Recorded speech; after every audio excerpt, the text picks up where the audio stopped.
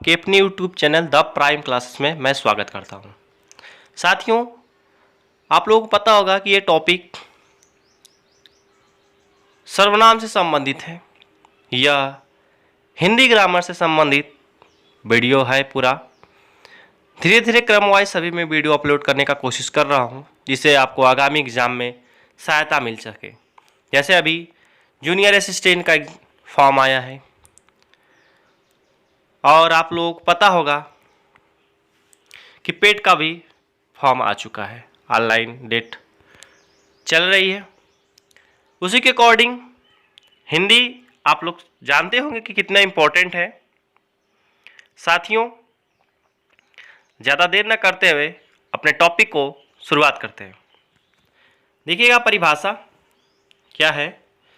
जो शब्द पूर्वा पर संबंध से किसी संज्ञा के बदले आता है उसे सर्वनाम कहते हैं। सर्वनाम शब्दों का प्रयोग वाक्य का अर्थ नहीं बदलता, बल्कि वही अर्थ बना रहता है। मतलब कहने का मतलब जो वाक्य हम संज्ञा से बनाते हैं, संज्ञा में प्रदर्शित किया जाता है, उसी को हम सर्वनाम से बता दे तो उसके अर्थ में कोई परिवर्तन नहीं होगा। जैसे मैं बोलूं राम एक अच्छा लड़का है, वह एक अच्छा लड़का है, तो इसके अर्थ में कोई दिक्कत हुआ, कोई अर्थ बदला नहीं बदला। उसी चीज को बोल रहा है कि अर्थ वही रहता है, वही रहता है। ठीक है, देखिएगा जैसे सर्वनाम क्या होता है, किसे कैसे बोलते हैं, मैं बोल रहा हूं उस चीज को। मैं, तुम, आप, यह, वह आदि सर्वनाम शब्द होते हैं। हिंदी में कुल सर्वनामों की संख्या कितनी होती है साथियों? 11 होती है। मोस्ट इंपॉर्टेंट लाइन है, आपको याद रख लेना इस चीज को। हिंदी में सर्वनामों की संख्या कितनी होती है? 11 होती है, याद रखिएगा। आगे देखिएगा, आगे है कि कौन कौन सी 11 है। मैं, तुम, आप, यह, वह, जो, सो, कौन, क्या, कोई, कुछ, इस प्रकार के 11 होते हैं। ठीक है, किंतु प्रयोग की दृष्टि से सर्वनाम के कितने भेद होते हैं साथियों? 6 भेद होते हैं। कितने भेद होते हैं? 6 भेद होते हैं। यह अभी बात याद रखिएगा। सर्वनामों की संख्या पूछे तो 11, सर्वनाम के कितने भेद होते हैं? तो 6 भेद होते हैं। ये आपसे पूछता है एग्जाम में क्वेश्चन। ठीक है, अभी वीडियो एग्जाम हुआ था, जो वैकेंसी थी 2018 की वीडियो एग्जाम हुआ, आप सभी लोग जानते हो, 26-27 जून को हुआ था अप्रॉक्स। तो उसमें पूछा था सर्वनामों की कुल संख्या कितनी है। पुरुषवाचक सर्वनाम, पुरुषवाचक सर्वनाम नंबर 1 पे आता है। नंबर 1 पर आता है पुरुषवाचक सर्वनाम। 6 में से हम पहले को पढ़ते हैं पुरुषवाचक सर्वनाम। जो सर्वनाम शब्द वक्ता, श्रोता अथवा किसी अन्य व्यक्ति के लिए प्रयोग किया जाता है उसे पुरुषवाचक सर्वनाम कहते हैं। बात समझ में आया? ठीक है, पुरुषवाचक सर्वनाम के कितने भेद होते हैं साथियों? पुरुषवाचक सर्वनाम के कितने भेद होते हैं? 3 भेद होते हैं। अब पुरुषवाचक सर्वनाम को हम देख लेते हैं, एग्जाम में पूछा भी है। यूपी टेट का शायद एग्जाम था, मुझे याद है जहां तक, उसमें पूछा था पुरुषवाचक सर्वनाम के कितने भेद होते हैं। तो भैया, उत्तम पुरुष होता है एक ठो, और एक मध्यम पुरुष होता है, एक अन्य पुरुष होता है। अर्थात हम कह सकते हैं पुरुषवाचक सर्वनाम के 3 भेद होते हैं।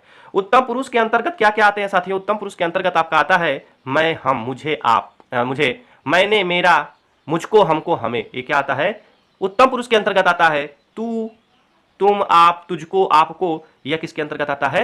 मध्य पुरुष के अंतर्गत आता है। और अन्य पुरुष यह, वह, ये, उनको, उन्हें, इन्होंने, उनके, इसने आदि आते हैं। बात समझ में आया होगा आपको? जैसे आप लोग इंग्लिश में पढ़ते हैं first person, second person, third person, वही है। फर्स्ट पर्सन के अंतर्गत कौन कौन आते हैं, सेकंड पर्सन के अंतर्गत कौन आता है, और थर्ड पर्सन के अंतर्गत कौन आता है, वही चीज यहां पर भी दे रखा है। बात समझ में आया? आगे चलते हैं। ठीक है, आगे चलते भैया उत्तम पुरुष के बारे में पढ़ते हैं। उत्तम पुरुष क्या होता है? ठीक है, देखिएगा उत्तम पुरुष क्या होता है। वक्ता या लेखक जिन शब्दों का प्रयोग स्वयं अपने के लिए करता है उन्हें उत्तम पुरुष करते हैं। मतलब अपने के लिए जो बात हम प्रयोग करेंगे उन्हें हम उत्तम पुरुष के नाम से हम जानते हैं। जैसे अभी आप लोग ने देखा ही है, यहां पर मैं स्वयं की बात कर रहा हूं, हम स्वयं की बात कर रहा हूं, मुझे स्वयं की बात कर रहा है, मैंने स्वयं की बात कर रहा है, मेरा स्वयं की बात कर रहा है, मुझको, हमको, हमें इत्यादि। ये सभी किसको इंडिकेट कर रहे हैं? स्वयं को ही बोध कर रहे हैं। इस प्रकार आपका बन जाता है। ठीक है, जैसे आपको एग्जाम्पल के माध्यम से मैं समझा दूं उत्तम पुरुष के का प्रयोग करके। मैं, हम, लेकिन सर्वनाम में कारकों की विभक्ति, अच्छा, मैं, हम, लेकिन सर्वनाम में कारकों की विभक्तियां लगाने में इनके रूप में परिवर्तन हो जाता है। और मैं और हम के अलावा भी कई शब्दों का निर्माण हो जाता है जो कि उत्तम पुरुष के अंतर्गत आते हैं। मैं, हम, मुझे, मेरा, मैंने, हमको, हमको। ठीक है, अब देखिएगा इसका एग्जाम्पल क्या है, मैं आपको समझाने का प्रयास करता हूं। मैं बनारस जा रहा हूं, मैं बनारस जा रहा हूं, मतलब स्वयं के लिए प्रयोग किया जा रहा है। तो इसमें अगर पूछ दे पुरुष क्या है, सर्वनाम कौन है, तो आप बताएंगे यहां पर मैं सर्वनाम है। कौन सा सर्वनाम के अंतर्गत आएगा? उत्तम पुरुष के सर्वनाम के अंतर्गत आएगा। हम ताजमहल देखने जाएंगे, तो हम ताजमहल देखने जाएंगे, इसमें सर्वनाम क्या हो जाएगा? हम हो जाएगा। और स्वयं की बात कर रहा है तो उत्तम पुरुष हो जाएगा। ठीक है, मध्यम पुरुष को हम देखते हैं। मध्यम पुरुष के अंतर्गत क्या होते हैं? जिन सर्वनाम शब्दों का प्रयोग बोलने वाला या सुनने वाले के लिए करता है उन्हें मध्यम पुरुष कहते हैं। मतलब जो बात सुनता है उन्हें ही क्या कहते हैं? मध्यम पुरुष कहते हैं, सेकंड पर्सन कहते हैं। जैसे तुम आप, लेकिन सर्वनाम में कारकों की विभक्तियां लगाने से इनके रूप में परिवर्तन हो जाता है। और तू, तुम, आप के अलावा भी कई शब्दों का निर्माण हो जाता है जो कि मध्यम पुरुष के अंतर्गत आते हैं। ठीक है, तो इसमें देखिएगा तू, तुम, आप, तुमको, आपको, आपको आदि। तुम क्या करते हो, एक एग्जाम्पल है, तुम क्या करते हो, तो इसमें जो तुम है भैया यह सर्वनाम है और सर्वनाम के अंतर्गत पुरुषवाचक सर्वनाम है और पुरुषवाचक सर्वनाम में मध्यम पुरुष है, ये बात याद रखिएगा। इसके बाद आपको क्या पसंद है, तो आप शब्द जो आया यह आपका सर्वनाम हो जाएगा। बात समझ में आ रही होंगी आपको। ठीक है, इसमें पूछ लेता है भैया, छोटे एग्जाम में छोटी बातें हैं, एग्जाम में पूछ लेता है तो ऑप्शन में दिमाग चकरा जाता है ऑप्शन पढ़ने के बाद कि क्या है। ठीक है, अन्य पुरुष देख लेते हैं साथियों। अन्य पुरुष क्या है, जिन सर्वनाम शब्दों का प्रयोग संबंध बोलने वाला और सुनने वाले से न होकर किसी अन्य से हो उन्हें अन्य पुरुष कहते हैं। अर्थात अन्य पुरुष शब्दों का प्रयोग बोलने एवं सुनने वाले के लिए न करके अन्य के लिए किया जाता है। ठीक है, अब देखिएगा इसमें एग्जाम्पल में मैं समझा देता हूं आपको। क्या होता है, यह क्या कर रहा है, यह क्या कर रहा है साथियों, थर्ड पर्सन का बोध हो रहा है कि नहीं। यह जैसे हमने देखा, हमने बोला भैया किसी लड़के को और बगल में कोई और है, तो मैंने पूछ रहा हूं अपने सेकंड पर्सन वाले से यह क्या कर रहा है, तो सेकंड वाला जवाब देगा हमको क्या कर रहा है। ठीक है, तो यानी कि हम अपनी और दूसरे की सामने वाले की ना बात करके किसी अन्य व्यक्ति की बात करेंगे तो वह अन्य पुरुष के अंतर्गत आता है, यानी कि पुरुषवाचक सर्वनाम के अंतर्गत आता है। बात समझ में आया, हमने फर्स्ट पर्सन पढ़ लिया, सर्वनाम पढ़ लिया। अब आते हैं, पहला सर्वनाम पढ़ लिया पुरुषवाचक सर्वनाम, दूसरे सर्वनाम पर बढ़ते हैं आगे, निश्चयवाचक सर्वनाम या संकेतवाचक सर्वनाम। ठीक है, निश्चयवाचक सर्वनाम या संकेतवाचक सर्वनाम, मैं आपको बता दूं निश्चयवाचक सर्वनाम होता है निश्चित पूर्वक संकेत करता है। क्या करता है, निश्चित पूर्वक संकेत करता है, जो निश्चयवाचक सर्वनाम होता है। जैसे इसमें परिभाषा क्या दे रखा है देखिएगा, ऐसे सर्वनाम जो निकट या दूर स्थित किसी व्यक्ति या वस्तु की ओर निश्चय पूर्वक संकेत करे उसे निश्चयवाचक सर्वनाम कहते हैं। मैंने शॉर्टकट बताया आपको, निश्चित पूर्वक संकेत करता है ये चीज। तो जैसे क्या होता है इसमें एग्जाम्पल में, यह मेरी पुस्तक है, यह किसकी पुस्तक है साथियों, यह मेरी पुस्तक है। तो यह जो शब्द आ रहा है संकेत कर रहा है, यह क्या है, यह मेरी पुस्तक है। आपको मैं बताया यह सर्वनाम जो निकट या दूर स्थित किसी व्यक्ति या वस्तु की ओर संकेत करता है उसे निश्चित सर्वनाम कहते हैं। ठीक है, जैसे ए मेरी पुस्तकें हैं, वह जा रहा है, इस प्रकार से क्या हो जाएगा। देखो हमने अब एग्जाम्पल में क्या किया, अन्य पुरुष के अंतर्गत जो था आपको मैं समझा, उसमें थर्ड पर्सन की बात किया जाता है। तो यह मेरी पुस्तक है, इसमें कहीं संकेत का भाव हो रहा है, यह मकान मेरे भाई का है, कहीं ना कहीं संकेत हो रहा है। शब्द तो वही है पुरुष वाला ही, पुरुषवाचक के अंतर्गत कुछ लोग मार सकते हैं, उसको ट्रिक करने का प्रयास करेंगे, जो लोग थोड़ा सही से डाउट क्लियर नहीं करेंगे। तो यह इसमें यह शब्द ही अन्य पुरुष वाला ही है, बट इसमें संकेत कहीं ना कहीं दिख रहा है, इसलिए क्या हो जाएगा साथियों, निश्चयवाचक सर्वनाम हो जाएगा। ठीक है, बात समझ में आया। अब आगे चलते हैं, अनिश्चयवाचक सर्वनाम। अनिश्चयवाचक सर्वनाम के अंतर्गत कौन कौन से आते हैं, तीसरे नंबर का है, ऐसे सर्वनाम शब्द जिनके किसी निश्चय व्यक्ति वस्तु का बोध नहीं होता है उसे अनिश्चयवाचक सर्वनाम कहते हैं। जैसे इसमें अनिश्चय बोल ही रहा है शब्द में ही सर्वनाम, आपको पता चला होगा, किसी निश्चित व्यक्ति अथवा वस्तु का बोध न हो वही अनिश्चयवाचक सर्वनाम कहलाता है। जैसे बाहर कोई खड़ा है, तो कोई खड़ा है हमको पता नहीं चला है कि कोई खड़ा है, कौन है नहीं पता है, इसमें कुछ शब्द का भी लोप रहता है। जैसे एग्जाम्पल देखिएगा, कोई आ रहा है, कोई आ रहा है, हमको नहीं पता है कौन है। कोई आपको आपसे मिलने आया है, हमको नहीं पता कौन है। इसी प्रकार के एग्जाम्पल को जब इस प्रकार का शब्द प्रयोग किया जाएगा, उसमें सर्वनाम पूछें तो आप यह बताएंगे यह अनिश्चयवाचक सर्वनाम है। आगे चलते हैं फोर्थ नंबर क्वेश्चन पे साथियों, संबंधवाचक सर्वनाम। संबंधवाचक सर्वनाम पढ़ने से पहले मैं आपको बता दूं कि हम एक टॉपिक पढ़ रहे हैं सर्वनाम, इसके जस्ट पहले हम लोग कॉल से संबंधित यानी कि काल से संबंधित थियोरिटिकल पार्ट देखे थे, और उस काल चैप्टर का अब अगले चैप्टर में आपको प्रैक्टिस मिलने वाला है। तो जो लोग काल का वीडियो अभी तक नहीं देखे हो, काल का वीडियो देख लें, डिस्क्रिप्शन में लिंक दे दूंगा, प्लेलिस्ट में भी मिल जाएगा आपको। ठीक है, एक बार रिवीजन कर लीजिएगा। अब आगामी वीडियो मेरा प्रैक्टिस ही रहेगा काल से संबंधित, इसके बाद सर्वनाम से संबंधित मैं लाऊंगा। ठीक है, संबंधवाचक सर्वनाम देख लीजिएगा क्या होते हैं साथियों।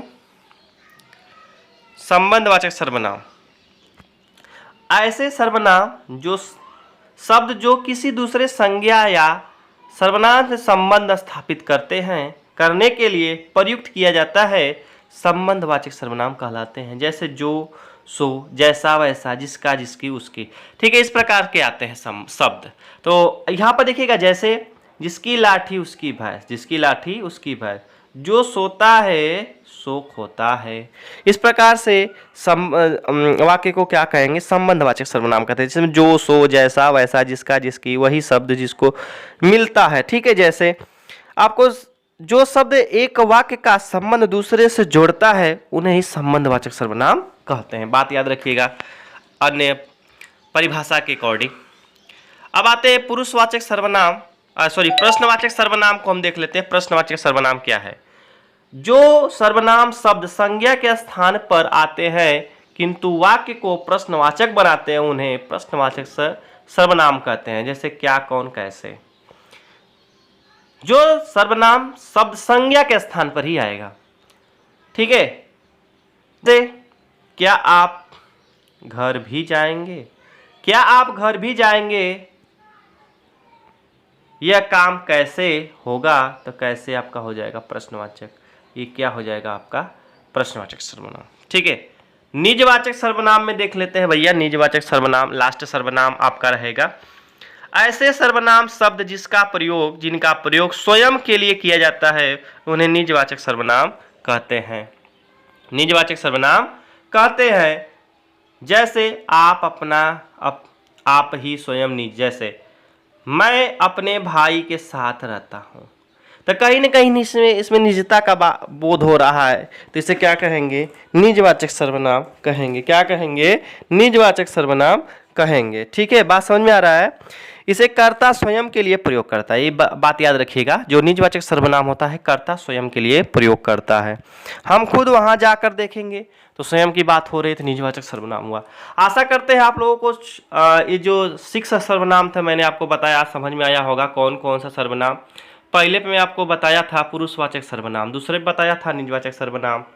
ठीक है, दूसरे बताया था निजवाचक सर्वनाम, फिर तीसरे बताया आप लोगों को साथियों अनिश्चयवाचक सर्वनाम। क्या बताया था, अनिश्चयवाचक सर्वनाम बताया था। फिर चौथे बताया था आप लोगों को संबंधवाचक सर्वनाम। फिर पांचवें बताया आप लोगों को प्रश्नवाचक सर्वनाम। फिर छठवें बताया आपको निजवाचक सर्वनाम।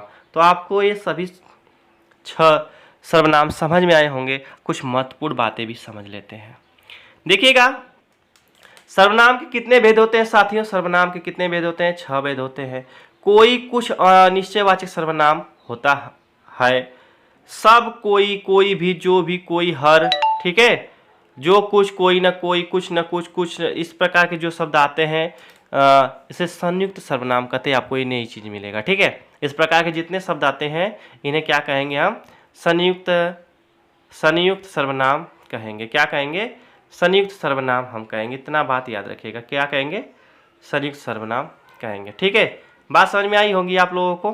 ठीक, अब आगे चलते हैं, देखते हैं क्या है।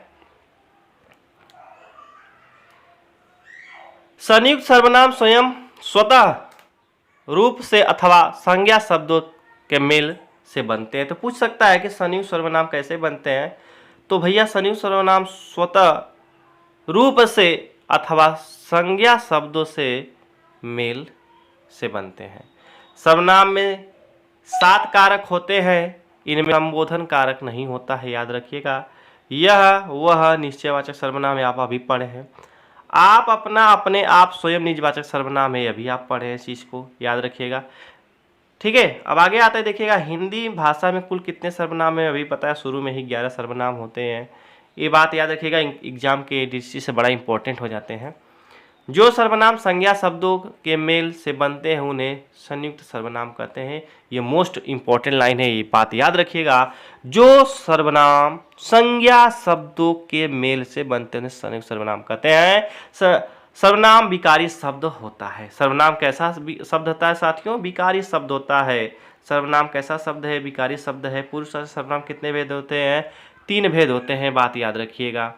कौन कौन से भेद होते हैं भैया, उत्तम पुरुष होता है, मध्य पुरुष होता है, अन्य पुरुष होता है। सर्वनाम विकारी शब्द है परंतु लिंग के कारण इनमें परिवर्तन नहीं किया जा सकता है, बात याद रखिएगा। सर्वनाम में वचन एवं कारक के आधार पर परिवर्तन होता है, अभी आप पढ़े थे इस चीज को। ठीक है, सर्वनाम का पद परिचय बताते समय सर्वनाम के भेद, पुरुष, लिंग, वचन, कारक और अन्य पदों से उनका संबंध बताना जरूरी होता है।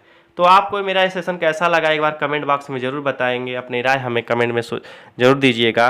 साथियों, मैं कोशिश कर रहा हूँ कि आपको अच्छा कंटेंट प्रोवाइड किया जा सके, और मैं जल्द ही अच्छे स्क्रीन पर मिलने वाला हूँ आप लोगों को, एक बेहतरीन क्लास दूंगा, कोशिश कर रहा हूँ। बस आप अपना साथ बनाए रखें, मेरे चैनल को सब्सक्राइब कर दीजिए, जो लोग नए हैं लाइक कर दीजिए, ज़्यादा से ज़्यादा मेरा मनोबल बढ़ाने के लिए शेयर करिए, सब्सक्राइब करिए, मेरा सपोर्ट करिए। आपसे मुझे कुछ नहीं चाहिए, बस इतना साथ दीजिए, मैं कोशिश कर रहा हूँ। ठीक है, तो साथियों अब अगले क्लास में मिलेंगे। अगला क्लास होगा काल से संबंधित, और काल से संबंधित क्या रहेगा मैंने थियरी पार्ट पढ़ा दिया है, मैं फिर से बता दे रहा हूँ। डिस्क्रिप्शन में लिंक भी दे दूंगा, वीडियो भी पढ़ा है उसका, उसे आप देख सकते हैं। इसके बाद प्रैक्टिस सेशन आपको जल्द ही मिलने वाला है। अब अगला वीडियो मेरा प्रैक्टिस सेशन होगा जो काल से संबंधित होगा, इसके बाद सर्वनाम से संबंधित प्रैक्टिस होगा।